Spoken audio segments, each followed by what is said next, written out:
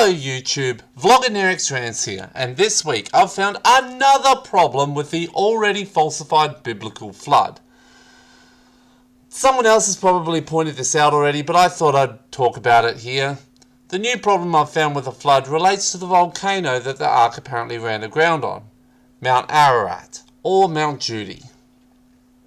So according to both the Bible and the Quran, the Ark ran aground somewhere in the Ararat Mountains. Now there is debate between the fundamentalists about where specifically the Ark landed, although the two locations that it is coming down to are Mount Ararat and Mount Judy. There, however, is a major problem. Mount Judy's elevation is only 2,089 meters above sea level, while Mount Ararat is at an elevation of 5,137 meters. So, if the flood was only deep enough that Noah could see Mount Ararat, then what is the problem?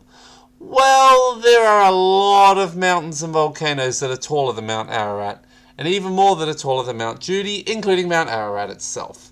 An example of mountains that are taller than Mount Ararat?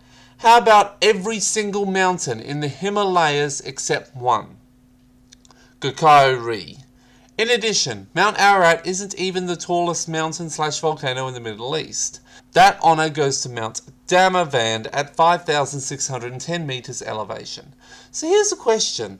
If the flood covered every single mountain in the world, including Mount Everest at 8,848 meters elevation, then how could Noah have known where Mount Ararat was when Mount Ararat was over 3,711 meters below sea level?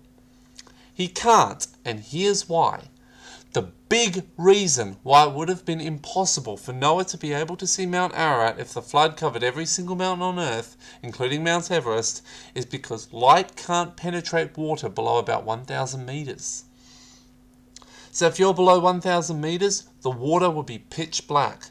So if you can't see anything under the water below 1,000 meters, then what chance does anybody have of seeing a mountain whose peak is nearly 4 kilometers below the surface of the water?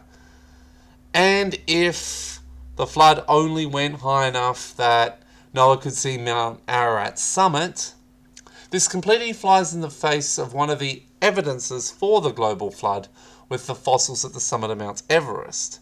So, fundamentalists, if the flood was high enough that it left fossils at the top of the most elevated mountain in the world, then how would it be possible for Noah to even know where Mount Ararat is? It can't. And it's because the flood didn't happen. So that is my video for today. Just a short video about something I noticed in relation to the size of the mountain the Ark had alleged to have run aground safely on. Please rate, comment, share and subscribe, and have a great day everyone.